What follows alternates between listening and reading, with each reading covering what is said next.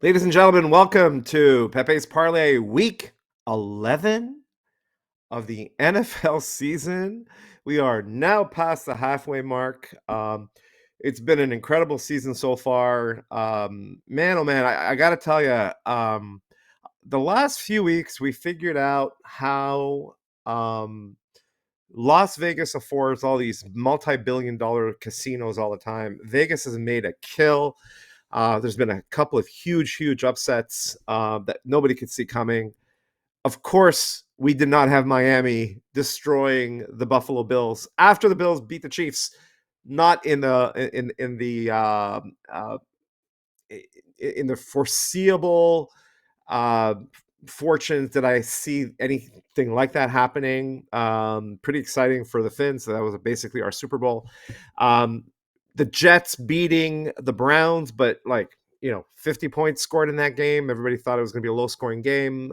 So anyway, without further ado, I'm going to go through what happened last week. We got crushed like everybody else did. I don't feel bad about it though, because at the end of the day, it's it's just the way it works. Like, you're going to have weeks where everything that you think goes out the door, goes out the window, and we definitely had a couple of those weeks the last few times, unfortunately. So let's go through the summary. Won't spend too much time over it, but Thursday Night Football, which we've done very well on. We had the Raiders to cover. They barely did. We had the over. Unfortunately, that did not come in. So not many points scored in that game. The first parlay, we got all three wrong. We had Cleveland beating the Jets, but Carolina, who I thought was doing great, losing to the Saints. And then we had Minnesota. That was a tougher game to pick. But 0 for 3 in the first parlay. I'd rather lose 3 than 1, to be honest with you. Second one, Arizona, we thought would cover. San Francisco had a rough week. Detroit covered. We only got 1 right there. We did get the Sunday Night Football pick correct. We had the Chargers and the under, which gave us 2 units. And then we picked the Eagles. What a brutal game that was against the Packers on Monday. But here's the Eagles by team. You think they'd have their offense sorted. Green Bay is an interesting team, though, really difficult to figure out, but really boring 10-7 game. Eagles won and covered, but unfortunately we had the over. Even when we bought it down 6 points, it wasn't any near close to the over in that game. So rough week. You fall off the bike, you dust yourself off, you get back on it, right? Or get off the horse, or whatever you want to call it. Use whatever analogy you want to use. So anyway, without further ado, let's talk about week 11. Let's see where we're at. And there's a few things, like we've been talking about a couple of teams the last few weeks that to keep your eye out for. Let's start with our top 5, and I added a 6th here because it was a big riser. I think they're top 5 right now. But the Seattle Seahawks are number one. They're the number 1 team in the NFL right now. And the number 2 team in the NFL is also from the same division, if you can imagine that, the NFC West, the Rams, and they actually play each other this weekend, which is going to be incredible. But the number 1 and 2 ranked teams in the NFL are the Seahawks and the Los Angeles Rams. I think the Seahawks are better than the Rams, personally speaking. Rams are healthy right now. They're playing great football. Handled the Niners on the road pretty easily, and that was an impressive win. But the Niners are pretty banged up. The Colts stayed at 3rd. I've been riding the Colts. Danny Dimes has been having a great season. Jonathan Taylor having an MVP year. If he played any position but running back, or if he was a quarterback, he'd be the MVP for sure. The Eagles, aforementioned Eagles, I mean, they continue to win. Their record is impressive. They're number 4. I want to see some more offense from these guys. Barkley, Saquon isn't doing anything. And offensively, they just haven't been able to do much at all, but their defense has gotten them where they are. Defense wins championships, but you got to score some points. And they certainly have the talent to do so. The Lions, hang around that top 5. They go in and out. They made it back in at number 5. This is according to NFL.com. I added the 6th spot here because the New England Patriots were ranked number 6th. I think after winning in Tampa on the road, very impressive victory. I thought the Patriots deserve to be in the top five. I honestly would put them ahead of the Eagles and the Lions, maybe even the Colts. I'd have the Patriots at number 3 right now, behind the Seahawks and the Rams. That's how what kind of a season Drake May has been having. And what about Vrabel? Coach of the year. Like, just give it to him right now. Like, what an incredible season. The Patriots are leading the AFC East, and after the Buffalo Bills lost to Miami, they've got a comfortable lead right now, and are really well positioned, to win the division. Like, who would have thought, right? And a lot of people had the Patriots doing well, maybe getting a wild card spot. Nobody had them winning the AFC East ahead of the Bills. Now, lots of football left, but the Pats look really, really good. Bottom 5 teams, not much changes there. The Raiders from 27th to 28th, they make the bottom 5. The Jets losing to the Browns. Winning against the Browns. The Browns are where they are, 28th to 30th. They dropped a couple of spots, 2 really bad teams. The Saints, surprising win last weekend, moved up a single spot because they still suck. And then the Tennessee Titans continue to be your worst team in the NFL. So have that in context as we go through our picks, and we'll go through our selection. So first game starts pretty soon, actually. So we're doing the show a little bit later than normal. If you're going to watch this after the game's already happened and you're going to catch the weekend games, you'll get to see how I did. Jets and Pats right now, 11.5. This thing has moved up to 13.5, if you can believe that. So this is a college football line, a ton of money going into the Pats at home against the Jets. The OU is at 42.5. So here's the play. Tease the Pats to under a touchdown if you can. At 13.5, it's going to bring us to 6.5, actually, or 7.5, pardon me. That's fine too. Like the Patriots are going to win. This is going to be like a 28-9 game, like something like that, right? Like that. I don't expect the Jets to score a touchdown. I don't think they're going to get the special teams touchdowns that they got, last week against the Browns. Kickoff return, punt return, fumble return for touchdowns. That's not going to happen against this Patriots team. Vrabel doesn't not have teams that beat themselves. And Drake May is right now your leading MVP candidate according to Las Vegas. Think about that. This is the first week where he's got the slimmest odds, or the slimmest payoff in the odds, surpassing Josh Allen, not only in the AFC East, but also as your MVP candidate. So play for the first game, Thursday Night Football. I've got the Patriots to cover. I have the Patriots to cover in the under. So we're going to bump that up to 48.5. Since we're teasing the under, and the teaser is going to be 7.5 because the line's moved. If you haven't put it in already, we got it in at 11.5. But I'm just putting that out there. Like, if you're placing the bet right now, you're going to get it at 13.5. God bless you if you can get it at 11.5. Tons of Vegas money now, pounding the Patriots. They're expecting a bloodbath this week.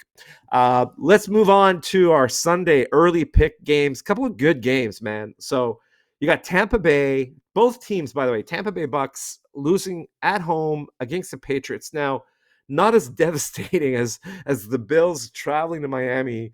And in first time Josh Allen loses to Miami in 1,106 days or something. Like, they basically hasn't lost a game to Miami in 3 years, so it happened for the first time. The Bills didn't just lose; they got embarrassed. They got owned, right? So this is a team that needs to take a look in the mirror now and and ask themselves, man, are we doing what we need to do to be competitive in this league? And they're playing a really, really tough Tampa Bay Buccaneer team. The Bucks got schooled, and there's a few injuries that hopefully they're recovering from. They should have some key elements back. Rumors of Bucky Irving might actually be back with Tampa. I have to check the injury report. Keep an eye on that. But I expect a close game, and I just think 5.5 is a lot of points to lay. So we're going to take the Bucks in the 5.5. I expect the Bills to win a close one. I trust Allen a little bit more, and just to at home, just to come back and like they I don't want to say they're in a must-win situation, but if they want to keep pace with the Patriots, they have to absolutely win this game, especially if the Pats do what we expect them to do tonight. Then we move on to Green Bay. Man, I mean, I was really high on this Green Bay team. Their defense against the Eagles looked good. Monday Night Football, they have a shorter week as a consequence of that. You got the New York Giants now going to Green Bay.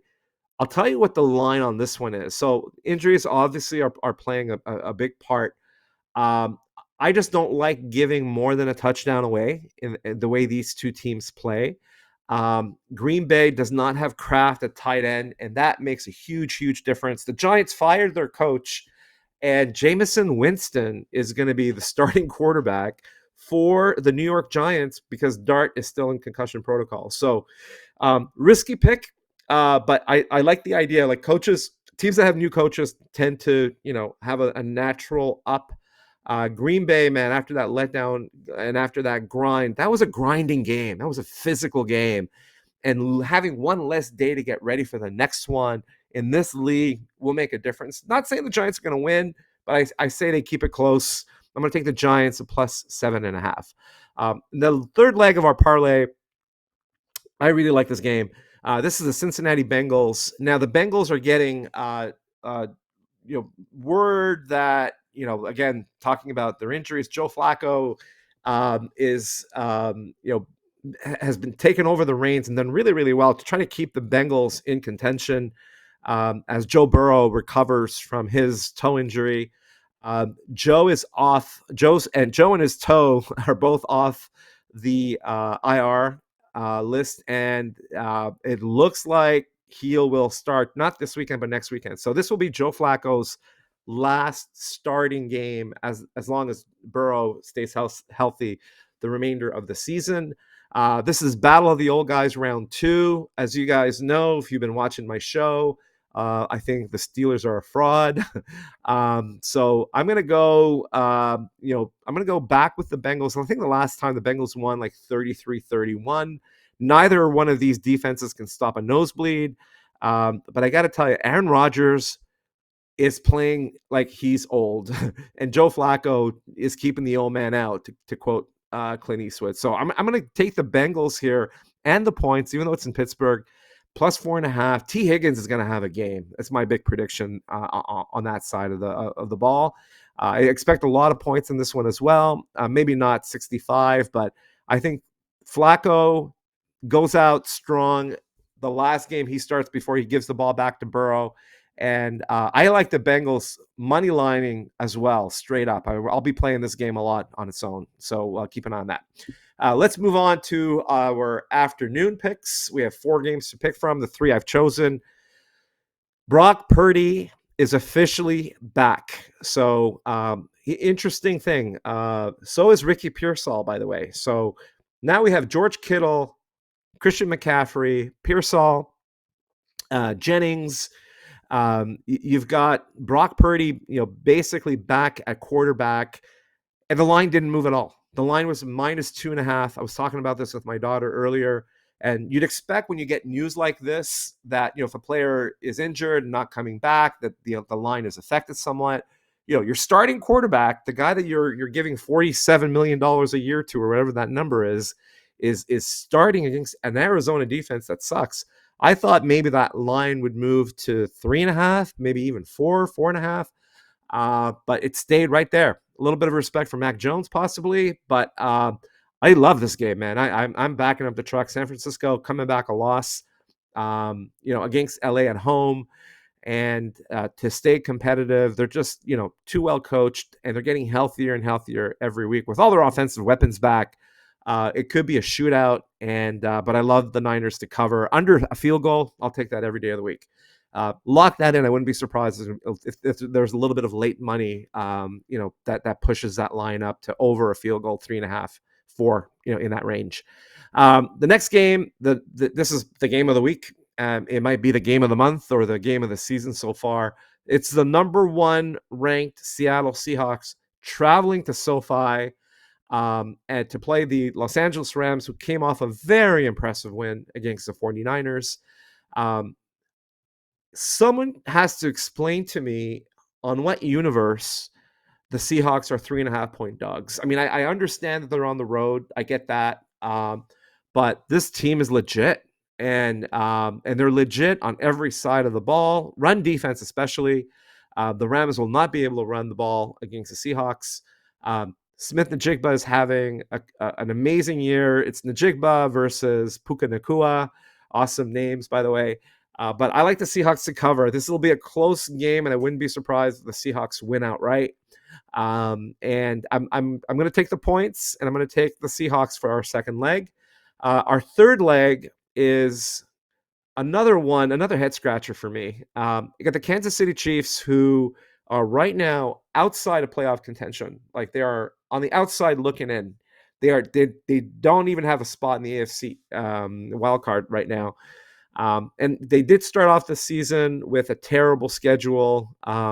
Lost a tough game to Buffalo at home before Buffalo, basically gave one back to the Miami Dolphins. But the Kansas City Chiefs are coming off a bye. So think about this: like 2 weeks ago, they lose to Buffalo, and they realize now that they're at the bottom of the standings, on the outside looking in. And they have to travel to Denver and Bo Nix and the Denver Broncos. This is how are the Broncos an 8-2 team? Like statistically speaking, they should be closer to 6-4, maybe even 5-5.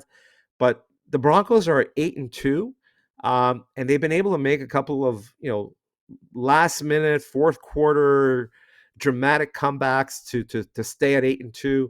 I don't see this keeping up. I don't see them being able to maintain that.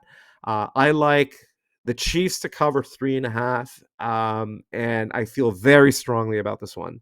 I feel the same about the Chiefs covering 3.5 as I do the Niners, covering 2.5 on this one. So I like the afternoon parlay better. So we need to hit one, guys. Like, it'd be great to hit two just to come back. But Niners, Seahawks, Chiefs, take the points on all three. That's my pick.